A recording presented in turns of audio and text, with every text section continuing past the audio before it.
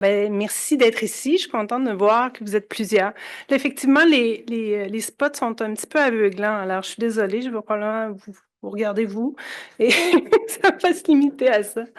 Donc, aujourd'hui, bon, je n'ai rien à déclarer, des petites décorations ici qui se résument un peu à ce que je veux vous présenter aujourd'hui, c'est-à-dire le contexte de mon projet de recherche au doctorat. Moi, je m'intéresse au parcours des parents en soins palliatifs périnatales, c'est-à-dire à ces parents à qui on annonce un diagnostic anténatal avec sombre pronostic et qui décident malgré tout de poursuivre la grossesse.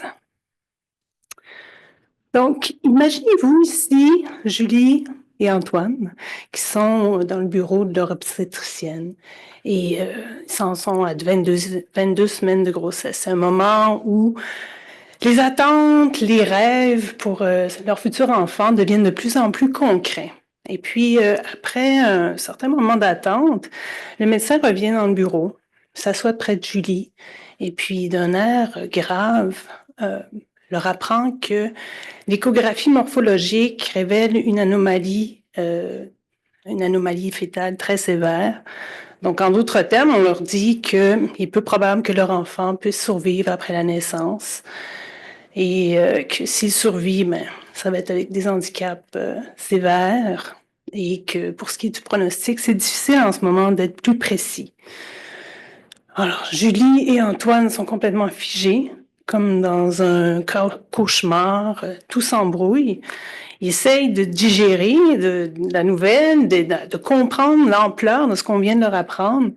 Mais là, les questions se bousculent d'abord. Pourquoi nous? Qu'est-ce qu'on fait maintenant? C'est certain que l'interruption de grossesse est évoquée et même présentée comme étant une solution logique à ce point-ci. Mais est-ce qu'il y a d'autres options? Lesquelles? Et est-ce que c'est possible de poursuivre une grossesse? Qu'est-ce que ça veut dire? Qu'est-ce que ça implique? Qu'est-ce que les autres parents font dans cette situation-là? Qu'est-ce qui fait du sens pour nous comme parents, pour notre entourage? Et qu'est-ce que l'obstétricienne vient de nous dire dans le bureau? Parce qu'on s'en rappelle plus du tout. Alors, c'est une situation qui est terriblement déstabilisante et qui laisse les parents dans un choc émotionnel intense. Il soulève aussi plusieurs questions autour du processus décisionnel et des ressources de soutien qui vont être accessibles pour ces parents-là. Jusqu'à présent, la thématique est assez peu explorée. Et puis surtout, quand elle est explorée, c'est principalement abordé avec une perspective très médico-centrée. Alors que, est-ce que je pourrais avoir un petit verre d'eau, s'il vous plaît? Ça va venir, je vais en avoir besoin. Donc, alors qu'en réalité, ben, ça pourrait être beaucoup plus que ça, médico-centré, je veux dire. Donc, on pourrait avoir une approche qui soit plus intégrée. Et ça implique une coordination entre les ressources du réseau sanitaire, du réseau social et communautaire. Désolée pour le setup. Ça a été changé de façon... ouais. Alors, dans la littérature, c'est très bien démontré que l'importance du réseau sanitaire dans l'accompagnement à partir du diagnostic et jusqu'au décès. Et lorsque dans les milieux hospitaliers, on a des ressources spécialisées en soins palliatifs, périnatale. Alors là, les équipes vont jouer un rôle très important, mais souvent, ça vient une fois que la décision a été prise de poursuivre la grossesse. Seulement, dans quelques études, on souligne des programmes qui vont être très bien intégrés et qui vont intervenir de façon précoce, donc au moment du diagnostic, et ce qui peut aider pour la prise de décision, puis éventuellement la coordination des soins.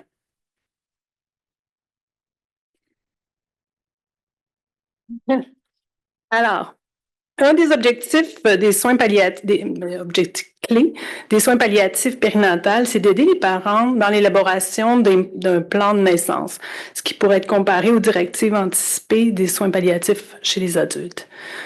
C'est un plan qui va leur permettre de retrouver peut-être un petit peu plus de contrôle sur la situation, puis bien sûr les aider à se préparer au deuil qu'ils vont devoir vivre.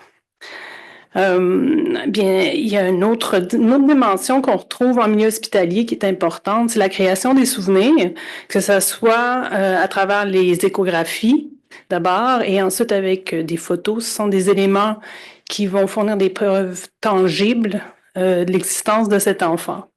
Ensuite, pour le soutien après la naissance, ça c'est très variable d'un programme à l'autre, mais souvent ça se limite à un suivi téléphonique.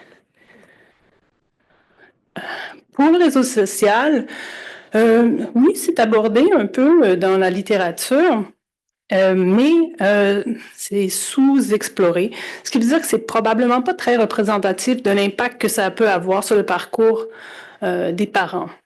On sait que les proches peuvent être aidants, oui, mais ils peuvent aussi contribuer au fardeau et même au traumatisme supplémentaire d'avoir à toujours répéter des informations médicales, à avoir à expliquer des décisions. Donc, certains programmes, très rares d'ailleurs, ont décidé d'inclure l'entourage dès l'annonce du diagnostic. Et ça, c'est dans le but de créer des environnements qui soient plus cohérents, où tout le monde reçoit la même information au même moment. Et du coup, les parents ne se retrouvent plus comme intermédiaires entre l'équipe médicale et l'entourage. Maintenant, pour le réseau communautaire, prend une importance particulière à partir du moment où l'enfant décède, où le deuil devient une réalité. Et de façon unanime, les groupes de soutien de pairs sont une ressource très précieuse qui vont offrir réconfort, mais aussi validation de l'expérience vécue.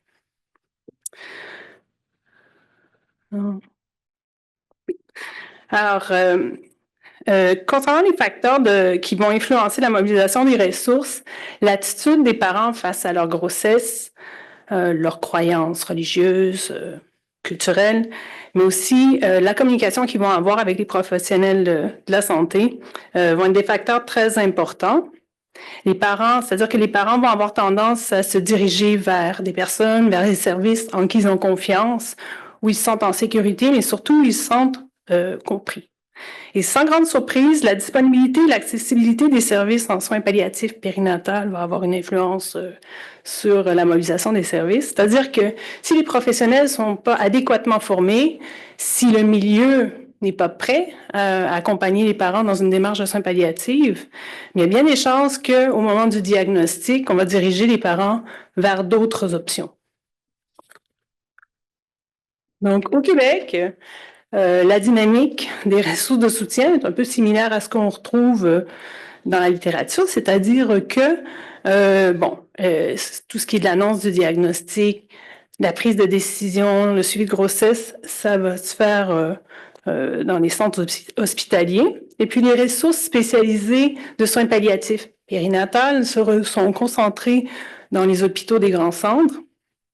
Il existe aussi 3 maisons de soins palliatifs pédiatriques qui, pour le moment, reçoivent très, très rarement des bébés naissants parce que ces derniers ne survivent pas assez longtemps pour être transférés dans les maisons de soins palliatifs. Et les ressources communautaires, ça, il y en a quand même, il y en a pas mal, mais comme c'est souligné dans la littérature, ils interviennent vraiment au moment où l'enfant décède. Il y a des ressources comme SOS Grossesse qui pourraient potentiellement en fait jouer le rôle intermédiaire entre les différents réseaux à partir du moment du diagnostic.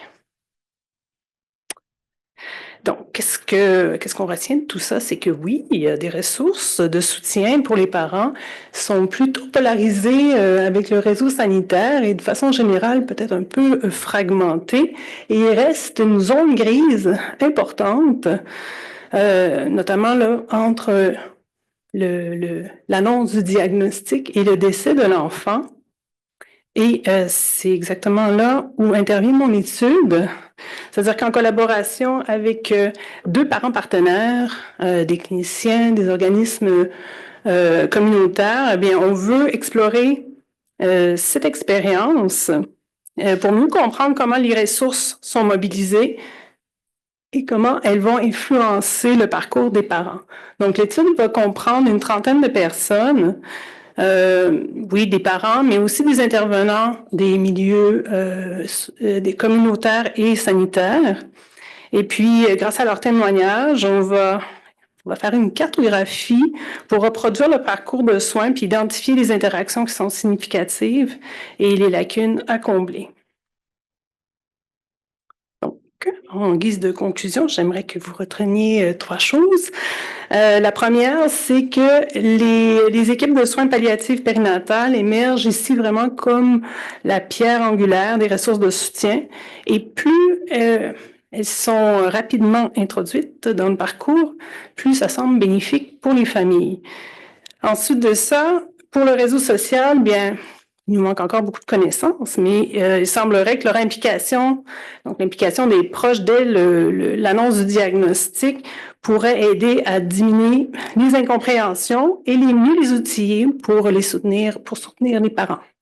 Et finalement, on sait que la paire aidance est une ressource clé pendant la période de deuil. Donc, ce serait une ressource qui, on pense, aurait vraiment avantage à être introduite dès l'annonce du diagnostic afin d'aider les parents dans leur prise de décision. Donc, sur ce, je vous remercie de votre écoute.